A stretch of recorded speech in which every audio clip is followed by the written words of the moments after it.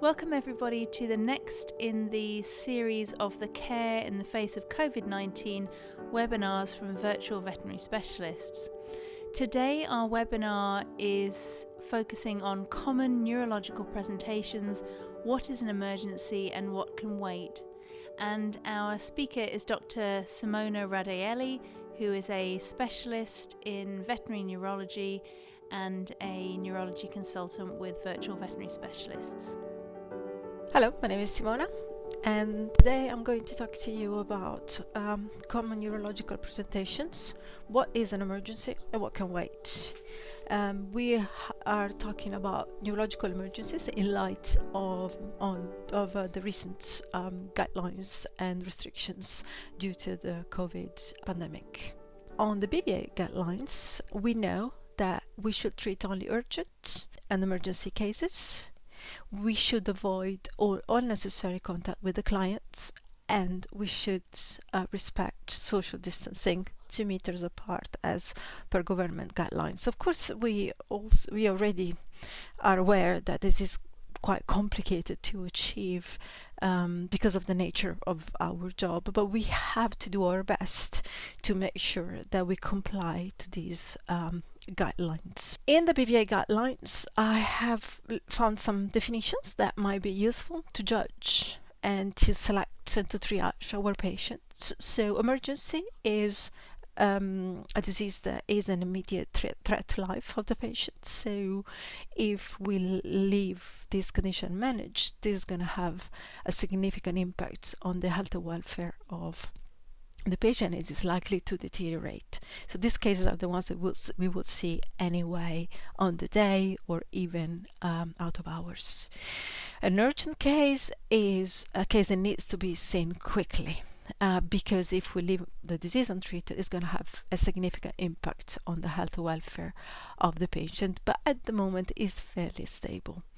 Everything that is non-urgent or routine is could and should be left for the moment.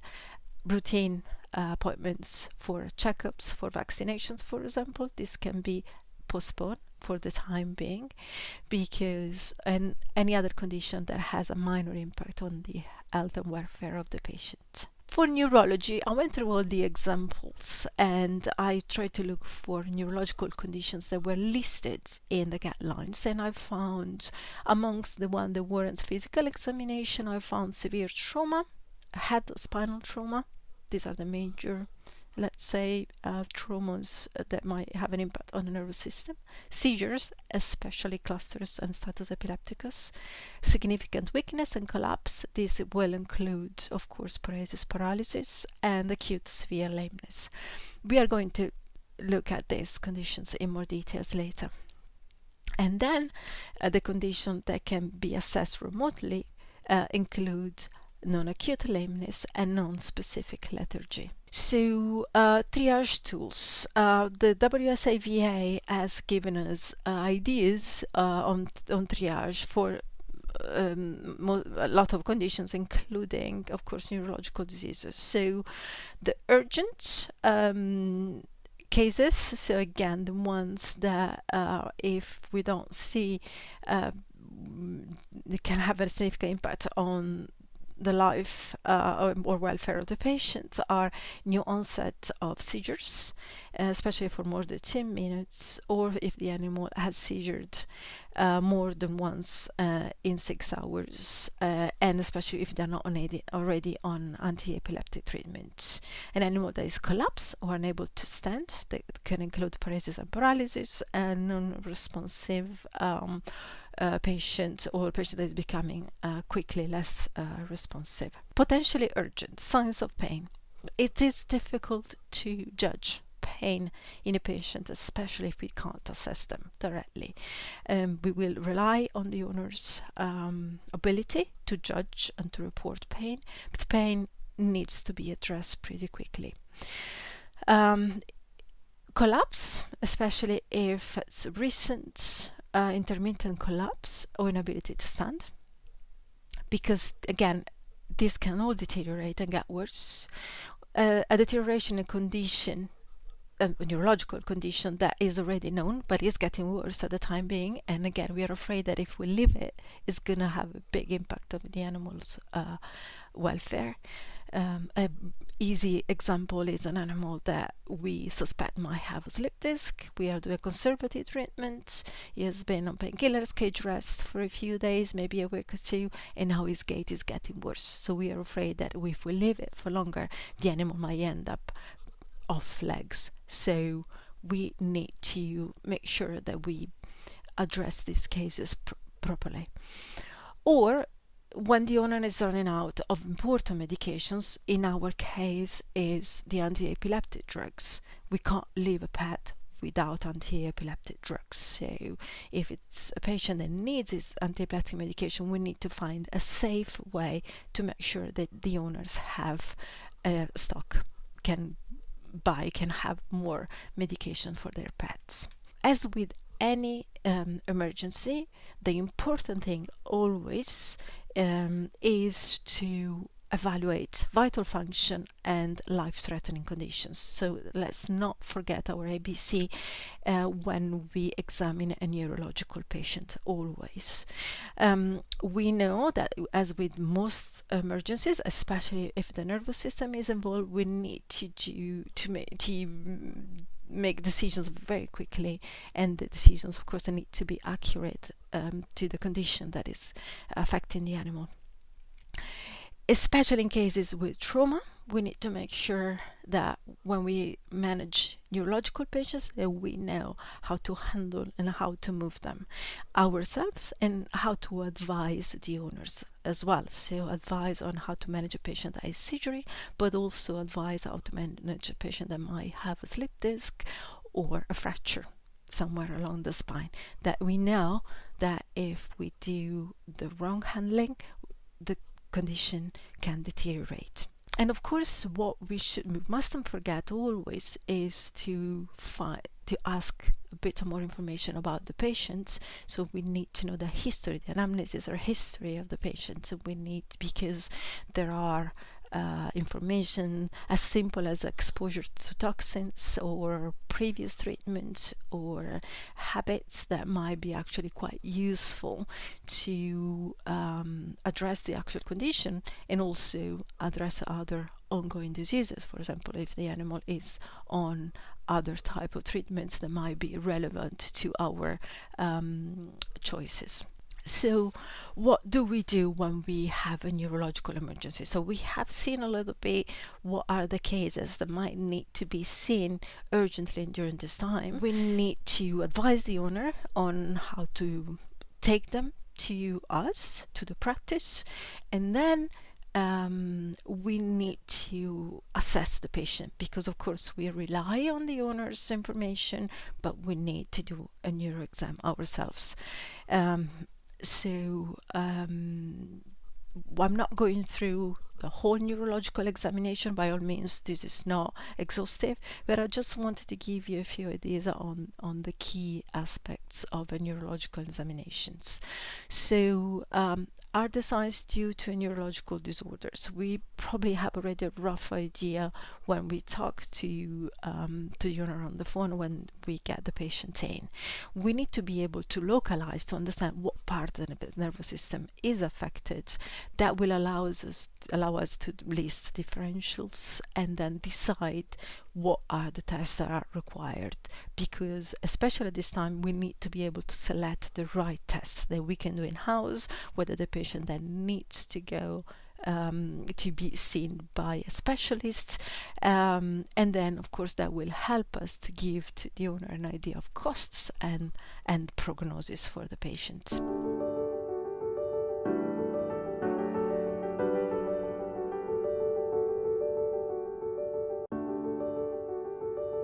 Weight at all. Yeah, no, I see that. Just checking for if it has any movement. Okay, doesn't look there's much in there, right, on both sides. Okay, just gently. There you go. And with the other hand, you just swing the hammer like this. There you go, on the knee. Right. Gently. So this is outer.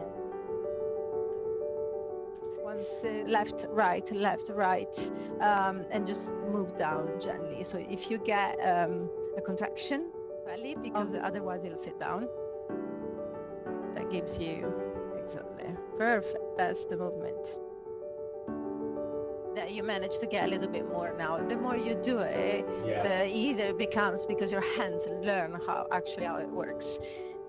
Once you get it, then you learn where to hit with the hand. So let's start with the mentation and the behavior of the patient. Mentation, the consciousness can be altered, can be different. We have different definition, from obtundation all the way down to coma, where the animal is actually non-responsive, not even to pain. We know that changes in mentation of the patients and the consciousness is in most cases related to a disease to the cerebral hemisphere, normally diffuse or multifocal, and the brainstem. An animal that is circling could have a disease affecting the vestibular system, so the balance system that makes them circle, or sometimes to the forebrain. The type of circling is slightly different between the two, because normally it's again a general rule. On the forebrain, the circling is wider, more compulsive, and the vestibular system is normally a tighter circle. But again, that's a general rule. There is another presentation, another behavioral change that we notice in patients that have a disease affecting the forebrain, the diencephalon, that is called the hemi-inattention or hemi-neglect syndrome. These patients ignore half of the environment, so they consider only one half of their environment. So, for example, they eat only half of the food in a bowl, or if there is a sound, they react to the sound always towards the same side, even if the sounds come from the other side. So again, this is quite frequent in a forebrain diencephalic lesion, and as a general rule, the lesion is contralateral to the side that is being ignored by the animal. Posture. Emergency patients can present with, especially the ones that are off the legs, can presented with different postures that again, they're quite pathognomonic, typical of certain conditions. Schiff-Sharrington. We know that a patient with Schiff-Sharrington has suffered recently from an acute severe thoracolumbar lesion.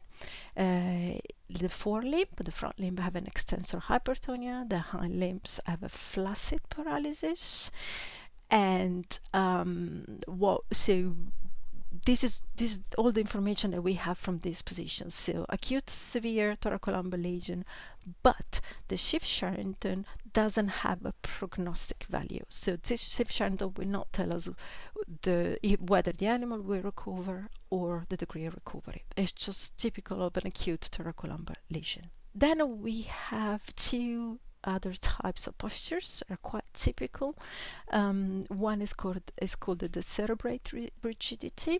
Again, this is common in patients that have a rostral brainstem lesion. All limbs are extended, all of them rigid. The animal has opisthotonus. You can see it. So the cat in this picture has a decerebrate rigidity, but we can see the opisthotonus. So the head is arched back. So the spine is all arched back, and the head is lifted up. So that's the opisthotonus.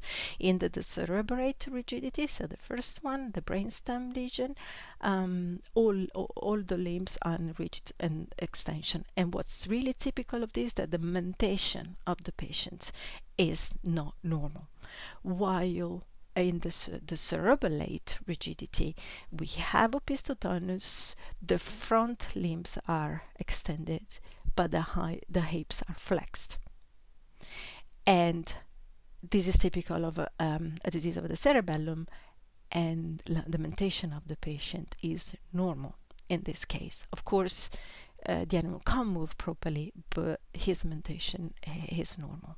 To evaluate the gait, especially if we want to try to evaluate the gait remotely, technology can help us, so we can ask the owners to send us a video.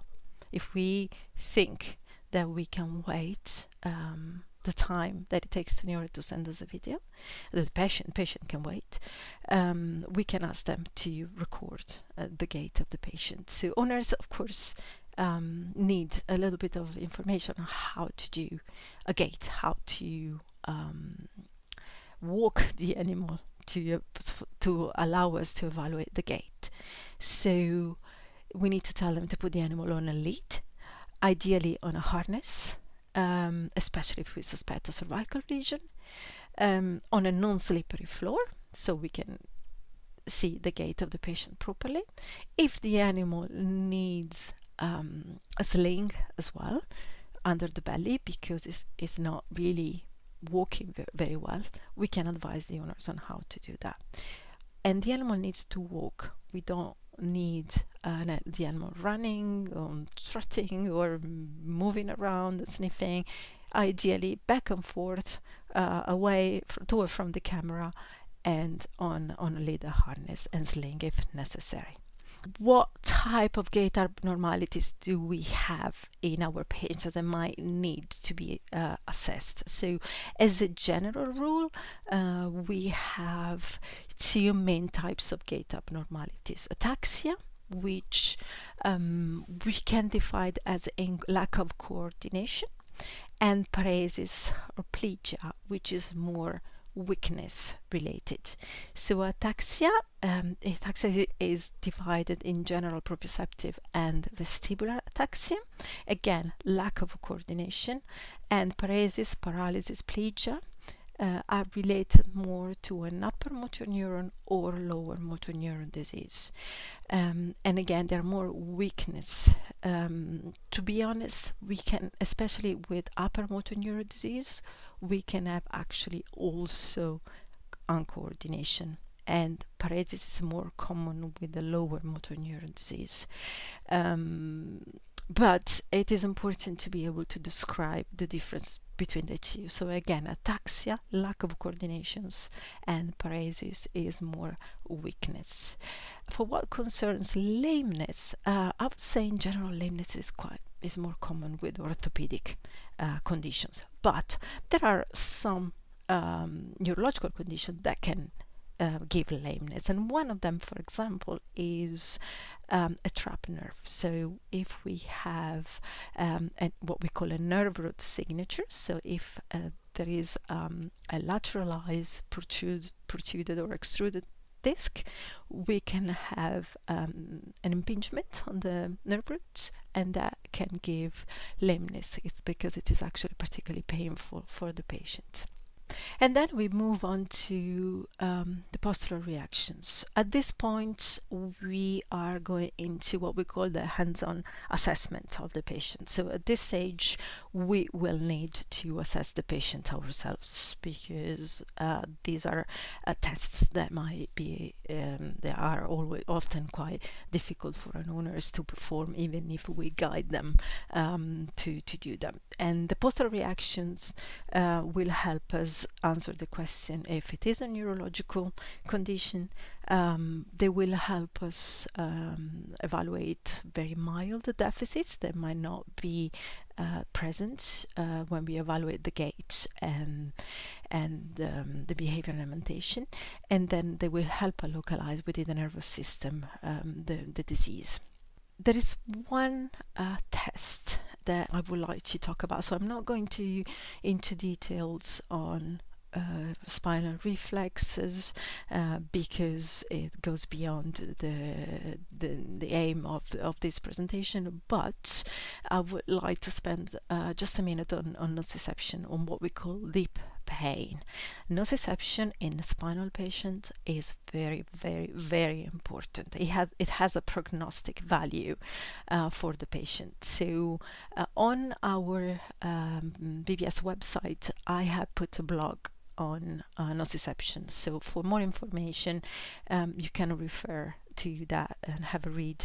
It's not very long on nociception, so you will have more information there. But what I would like you to make sure that you assess on a patient that you suspect that has a spinal lesion, a slip disc, a fracture, even more, we're going to see in a minute, is if the animal has nociception, deep pain, if the animal is feeling the toes. So this is a conscious response. So withdrawal is not nociception. So if we suspect that the animal is not feeling the back legs because of a severe thoracolumbar lesion, for example, and we want to test nociception, we pinch the back legs. We compress them with our fingers. If that's not enough, of course we move into using mosquitoes, for example. That will elicit more pain and therefore more effective in the response.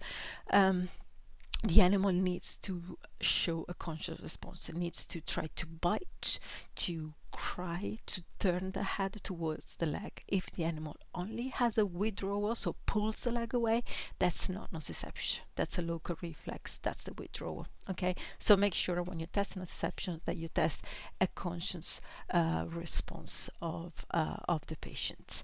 And in these cases, it is always very important to check the control of the bladder and the feeling of the tail, the movement of the tail, the sensation around the tails, and the anal tone. Cranial nerves. Cranial nerves are a lot to test. And of course, in an emergency situation, we don't have to go through. Ideally, yes, we should do the whole neuro exam, but we are in an emergency situation, so we need first to select the relevant ones, and we are going to see some for the head trauma, because they're the ones that will give us information on the status of the patient. So menace and PLR, very important, and cranial nerves so nystagmus, positional nystagmus, spontaneous nystagmus, oculocephalic reflex, all these tests that will help us have more information on the vestibular system as well. And again, there is a Q&A so question and answer document on the VVS website that I have put together, and then you can address and assess as well to have more information on how to assess the vestibular nerve. Palpation, very important. Palpation will help us localize, in some cases, the source of pain. So palpating the spine from head, from cervical spine all the way back, first gently and then a bit more deeply, will in some patients can help localize an area where it's particularly painful on the spine, and that helps localize the lesion together with the rest of the neuro exam. We can palpate the head as well and the muscles, because the animals can have also pain in the muscles. What to do next? Once we have localized the lesion, we can list the differential diagnosis. So what we suspect has happened or is happening at that level of the nervous system, and that will help us again select the right diagnostic tests for our patients and give an idea to the owner of prognosis and help us decide what treatment can be done to the patients, considering again the actual COVID situation.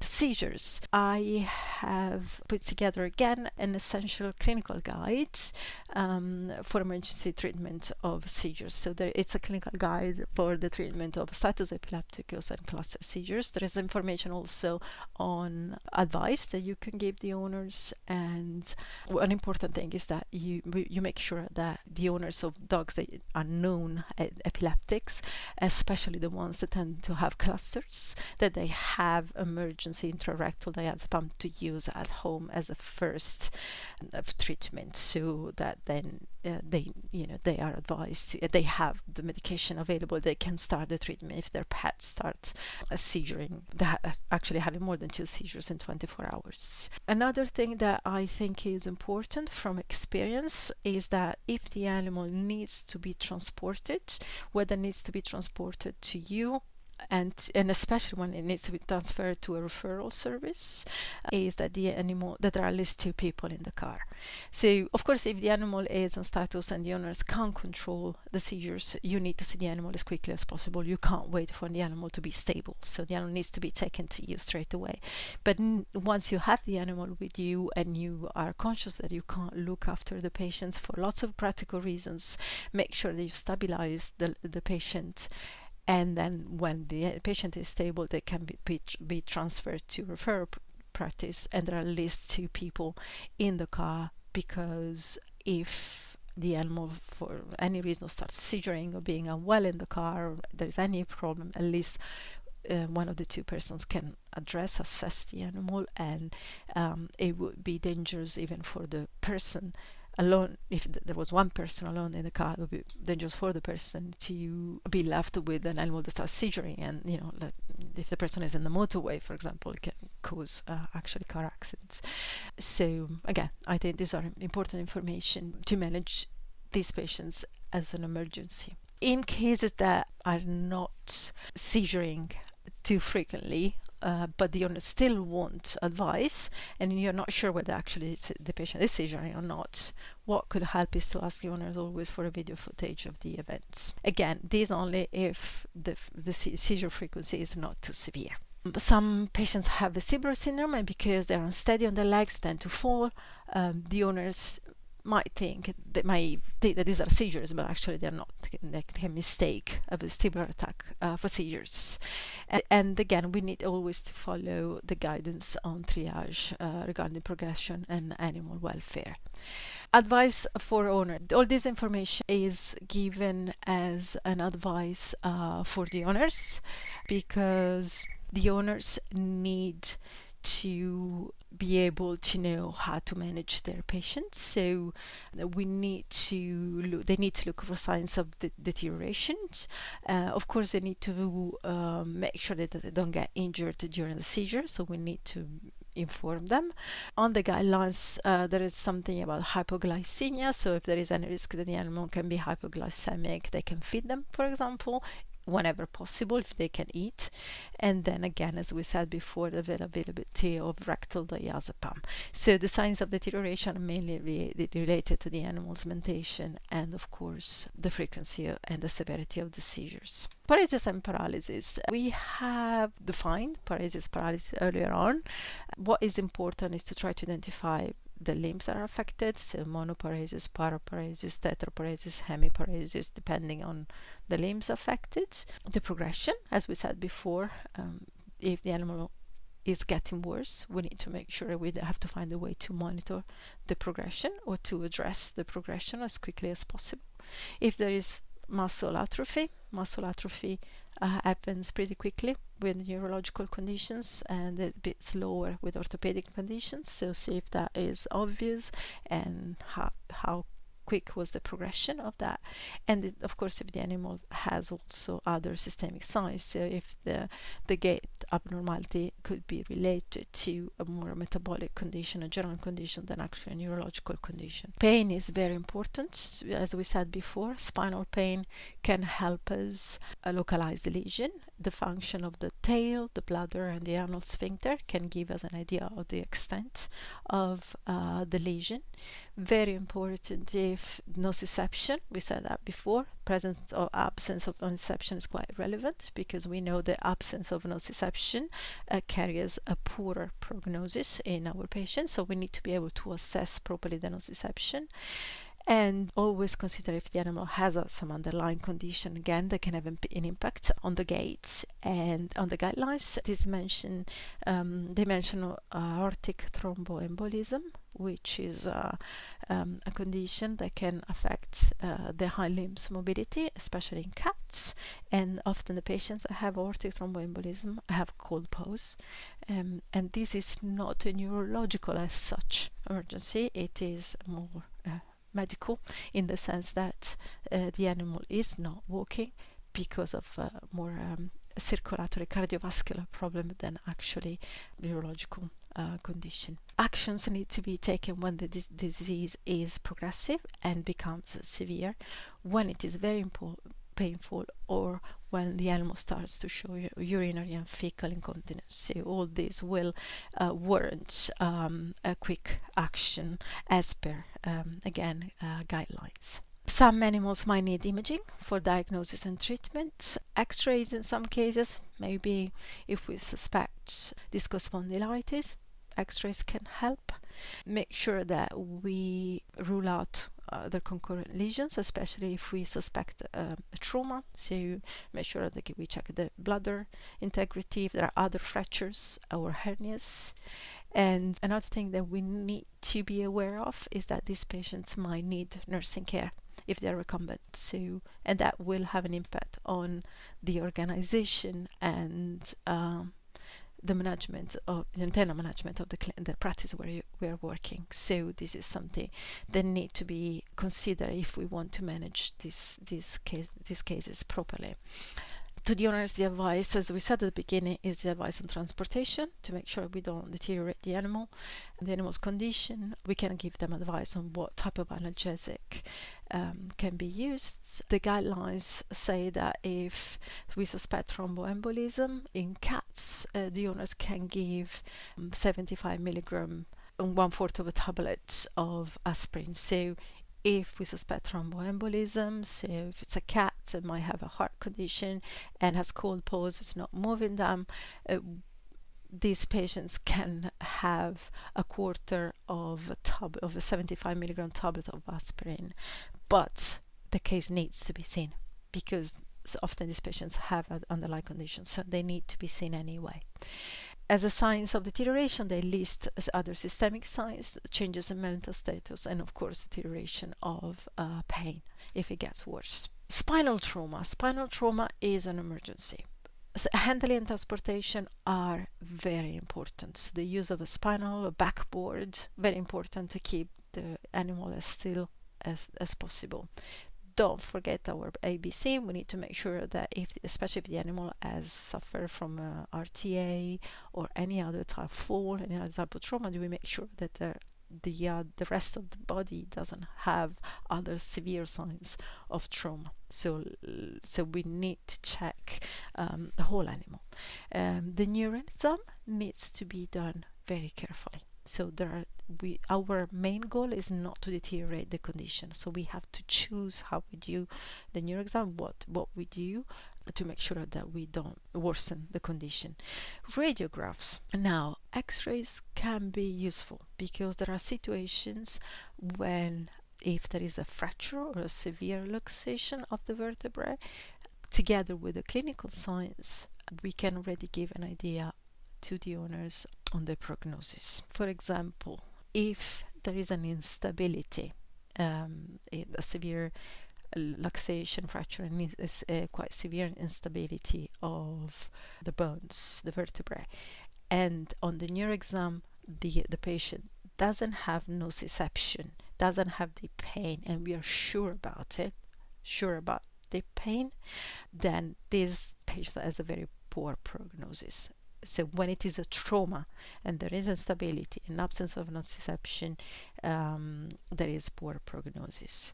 To make sure that we are convinced that there is no nociception, if the animal is paraplegic, so the condition is affecting the hind limbs, we can compare with the front limbs. So always test all the digits, always test both legs deeply with the mosquito, and then to be sure that the animal is not stoic, we pinch the front limbs as well. So if we have an obvious reaction with the front limbs and nothing in every digit in both legs and the hind limbs and nothing in the tail, then this tells us that nociception is not there. If the animal has received opioids, has already received analgesia, then this can have an impact on our assessment of nociception. So make sure you're assessing nociception when the animal is not on opioids or the opioids are weaned off. Otherwise, we can make a mistake in that sense. We do not recommend the use of methylprednisolone as they used a long time ago in patients that have suffered spinal trauma. What happens with spinal trauma is that the animals can deteriorate because we have a secondary injury that happens hours after the first injury that involves a cell death. So we have the primary injury that happens at the time of impact, but the injury can worsen and can progress with time, and therefore give a secondary injury of cell death. And of course, if there is instability, there is a high chance that the animal deteriorates. So if there is instability, these patients, especially if the clinical signs and neurological signs are quite severe, they will need surgery. These patients need nursing care, a lot of nursing care. They will need bladder management. They will need, of course, feeding and turning when possible, if it's done carefully, of course, but of padding, at least, so padding and being able to move them a little bit, if not turning completely, in a way that we avoid pressure source. Head trauma. We again talk about transportation and ABC with head trauma, and we need to make sure that there are no concurrent lesions. These patients can have skull fractures that can be irrelevant. They might need surgery as well. The eyes can be affected as well, can have also trauma to the eyes. These patients might lose the control of their body temperature, and therefore we can have hyperthermia in these patients, so we may need to make sure to avoid hyperthermia. Again, for head trauma, we have a similar process. For the spinal trauma, we have the primary injury that can involve skull fractures, hemorrhage, edema, and then a secondary injury that are biomolecular events at the cell level that can deteriorate the clinical signs. So we need to be able to monitor the clinical status of the patients, and especially when we have increased intracranial pressure because of hemorrhage and edema, of course the clinical signs can deteriorate. So we need to perform a proper neurological examination in these patients. And there is the modified Glasgow Coma Scale that we can see in the next slide that helps us evaluate neurologically the patient. So the modified Glasgow Coma Scale is taken from human medicine and has been adapted to our patients. Dogs and cats assesses the motor activity, the brainstem reflexes, and the level of consciousness. So there is a scoring system for each of the three group of tests, and depending on, again, the response, there is a number related to them, and then we do a total score. So our aim, what we hope for is that the animal has a score between 15 and 18, because if the score is low, of course there are less chances for the animal to recover. So this is helpful to use at the beginning of the assessment of the patient, but also for monitoring, for progressive monitoring of the conditions of the patients. In the head trauma, it is important that we maintain the volemia, so we need to maintain the normal volemia of the patient. So we need to start proper fluidotherapy, and because we need the cerebral perfusion to be there, we need blood to get to the brain, so the cerebral perfusion needs to be maintained. If needed, this animal will need oxygen therapy or even ventilation in patients that can't oxygenate properly. There is the chance that this patient can develop seizures, and in a patient with an increased intracranial pressure, we can give mannitol if needed at 0.52 gram per kilo slowly, IV over 15-20 minutes. These animals will need nursing care and accurate vet monitoring, and the prognosis is given by the modified Glasgow Coma Scale, because this is the one that will give us an idea on, especially on the progression of the secondary injury in the patient. Pain, again, we said before, pain is very difficult. It is very difficult to assess because we need to be able to localize the area affected while trying to do a careful manipulation of the spine. We can ask the owners to give us an idea on the pain of the patient, but again, it is different when we actually can assess the pain ourselves. We can score it, we can localize, and we can do the proper manipulation to to do this. And then we put together the pain with the presence or absence of neurological deficits. Sometimes the posture can help us. Sometimes patients that have a cervical discomfort, they normally have a low head carriage, and patients that have a thoracolumbar pain, they tend to have a bit more hunched back. They are general rules that might not always be the case, and again, they are quite difficult to judge as well, especially by the owners. It is important to know the progression of the pain, whether it's getting worse, whether the animal is actually responding to the treatment that we have given, and we need to understand, of course, the cause, because if there is a history of trauma or something else, we need to find out. So good, again, history from the owner is important, and the radiographs, as we said before, could be helpful if we suspect something like, again, fracture, luxation, or discus spondylitis. Analgesia. Can the owners give analgesia at home? Yes, we can eventually, if the owners have paracetamol at home, we can advise them on a paracetamol, how to give it, the dose, the frequency, make sure they don't give it to cats. If you feel confident that the owner can safely do that, make sure they don't give household analgesic, they don't start using their own medications, and otherwise you will need to prescribe medications depending on the type of pain, the severity, the progression. So you can choose between opiates, non-steroidals, so gabapentin, very useful as well for the neuropathic pain. Accurate rest, important. If you suspect the animal might have a neurological condition, make sure together with the analgesic, the owners control the exercise, short walks 3-4 times a day, and then the animal doesn't jump, doesn't run around, is on a cage rest. Very important as well. The last condition that is listed is the mental status and the mobility. On the guidelines, they mention intracranial disease, postictal, or a metabolic condition, so we should try to understand what is the cause. The progression is important, because if it is severe or deteriorating, we need to intervene and try to understand the source of the change in mentation and mobility.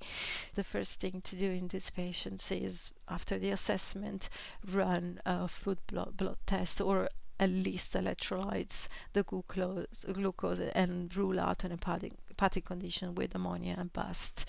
So just as a first screening to rule out the major, most common conditions. Monitor the patients. If you suspect hypoglycemia, see if you can feed the patients, and then review the medications that the animal is receiving, whether there is a correlation to the actual treatment.